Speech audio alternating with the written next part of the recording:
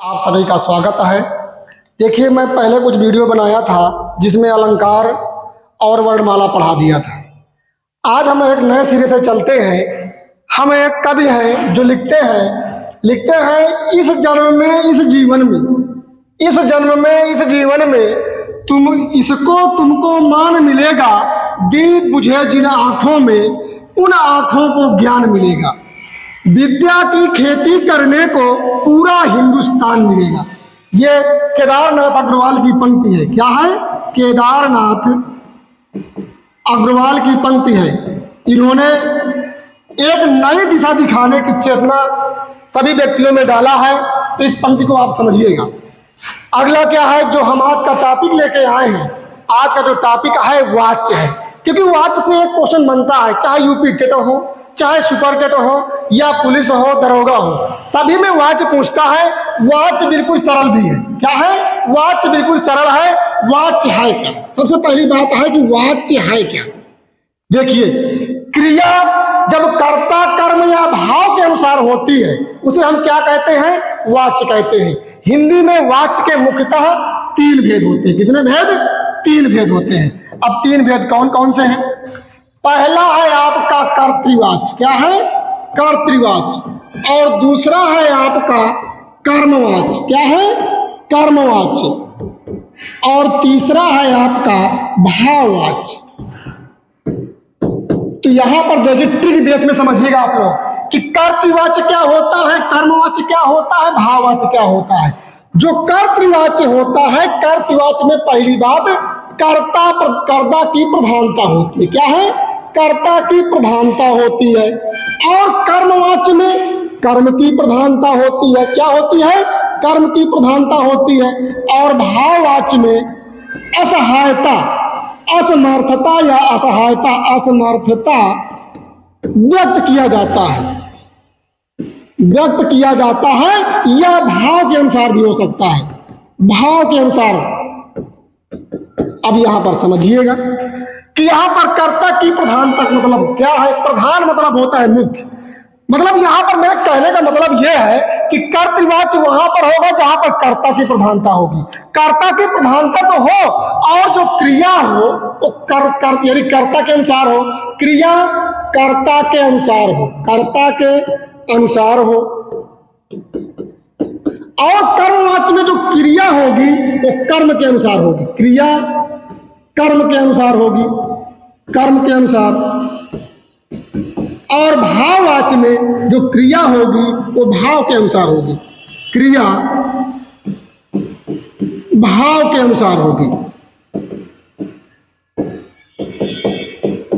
आप लोगों को इतना समझ में आया होगा कि कर्तृवाच्य में कर्ता की प्रधानता, जो कर्ता की प्रधानता तो रहेगी, लेकिन जो क्रिया होगी वो कर्ता के अनुसार लगी रहेगी। और कर्मवाच्य में कर्म की प्रधानता रहेगी और क्रिया कर्म के अनुसार होगी। भाववाच्य में क्या है? सबसे ज्यादा आपको जो ध्यान रखना है, दिमाग में रखना है, असमर्थता।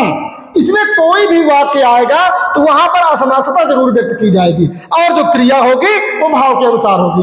अब इसको हम साधारणतः समझते हैं कि कैसे होगा। जैसे मान लो कि यहां पर दिया है सीता रसगुल्ला खाती है, ये दिया है।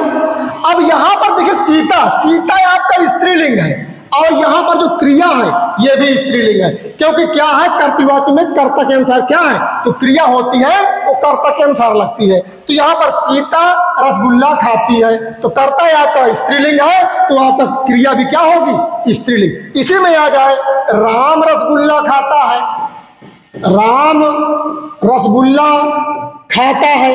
अब यहां पर खाती तो नहीं होगा, क्योंकि कर्ता के अनुसार जो क्रिया लगी है। यहां पर कर्ता की प्रधानता है, कर्ता रसगुल्ला खा रहा है, इसलिए यहां पर क्या हो जाएगा? कर्तृवाच्य हो जाएगा। और कर्मवाच्य में क्या होता है? कर्मवाच्य में कर्म की प्रधानता होती है। इसको भी देखिएगा, कर्म की प्रधानता कैसे होती है। जैसे कह दे सीता के द्वारा रसगुल्ला। अब यहां बताइए, खाया जाता है होगी, खाई जाती है, खाया जाता होगा। क्या है? खाया जाता है। यहां पर क्रिया स्त्री, कर्ता स्त्रीलिंग है, लेकिन क्रिया क्या है? खाना, मतलब खाना या खाई जाती, दोनों क्रियाएं हैं। ये किसके अनुसार है?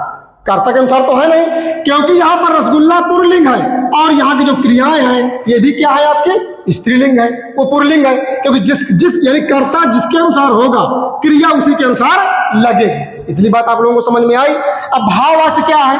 भाववाच्य में जो क्रिया होगी भाव के अनुसार होगी, इसमें असमर्थता व्यक्त किया जाता है, इतना दिमाग में रखिएगा। जैसे हम कह दें सीता से रसगुल्ला नहीं खाया जाता, नहीं खाया जाता। अब यहां पर रसगुल्ला क्या है? नहीं खाया जाता है, यहां पर वो असमर्थ है। क्या है? खाने में असमर्थ है, इसलिए यहां पर क्या हो जाएगा? भाववाच्य। यहां पर दिमाग में रखना है कि सकारात्मक जो कर्तृवाच्य होता है, कर्तृवाच्य में अकर्मक और सकर्मक क्या है? अकर्मक और सकर्मक दोनों क्रियाएं होंगी, इतना दिमाग में रखना है। और कर्मवाच्य में केवल सकर्मक क्रिया होती है। क्या है? केवल सकर्मक क्रिया होती है, इतना दिमाग में रखना है, इसी के अनुसार आपको लगाना है। अब एक तो हम प्रैक्टिस आपको देखो आगे बता देते हैं यहां पर, लेकिन आपको ध्यान देना कर्तृवाच्य में कर्ता की प्रधानता, क्रिया कर्ता के अनुसार, कर्मवाच्य में कर्म की प्रधानता, क्रिया कर्म के अनुसार, भाववाच्य में समर्थता। जैसे देखिएगा, मैं कह दूं कि राधा आम खाती है, या राधा के द्वारा आम खाया जाता है। राधा से आम नहीं खाया जाता। अब यहां पर हमें सबसे पहले देखना है कर्ता क्या है, कर्म क्या है, क्रिया क्या है। यहां पर कर्ता आपकी राधा है और यहाँ पर कर्म आपका आम है, क्रिया आपकी यानी क्रिया आपकी खाती है। तो यहाँ पर क्रिया किसके अनुसार लगी है? कर्ता के अनुसार लगी है। जब क्रिया कर्ता के अनुसार लगेगी तो यहाँ पर क्या होगा? आपका कर्तृवाच्य होगा। क्या होगा भैया? कर्तृवाच्य होगा। अगला, राधा के द्वारा आम खाया जाता है, तो यहाँ पर खाया, खाना क्या है? पुल्लिंग है, और यहाँ पर कर्ता क्या है? स्त्रीलिंग है, तो मेल तो करेगा नहीं। अब आगे बढ़ेंगे, यहाँ पर जो आम है ये आपका क्या है? ये आपका कर्म है। तो जब कर्म आम कर्म है, क्रिया भी पुल्लिंग है और कर्म भी पुल्लिंग है, तो आपका क्या हो जाएगा? ये कर्मवाच्य हो जाएगा। क्या हो जाएगा? कर्मवाच्य हो जाएगा। और यहाँ पर जो आपका भाववाच्य है, इसे राधा से आम नहीं खाया जाता, क्योंकि वो असमर्थ है, खाने में क्या है?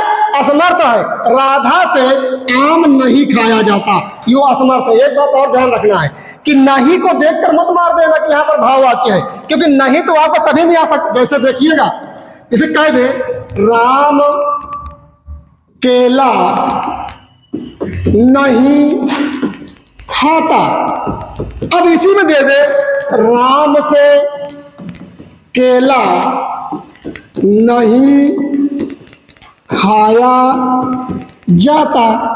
अब यहां पर देखिए दोनों वाक्य में अलग अलग है। यहां पर राम केला नहीं खाता क्योंकि उसका मन ही नहीं है, वो असमर्थ नहीं है। मतलब यहां पर राम केला नहीं खाता, कर्ता क्या है? पुल्लिंग, क्रिया क्या है? पुल्लिंग। तो यहां पर आपका कर्तृवाच्य हो जाएगा। क्या हो जाएगा? कर्तृवाच्य हो जाएगा। और यहां पर राम से केला नहीं खाया जाता क्योंकि वो असमर्थ है। क्या है? असमर्थ है, इसलिए यहां पर क्या हो जाएगा? आपका भाववाच्य हो जाएगा। तो ये आपकी वीडियो वाच्य की उसमें बनी थी। आप लोग वाच्य को देखिएगा, समझिएगा। जहां पर समझ में न आए एक बार कमेंट करके आप जरूर पूछिएगा। बाकी मैं आपको अगले वीडियो में मिलूंगा। धन्यवाद।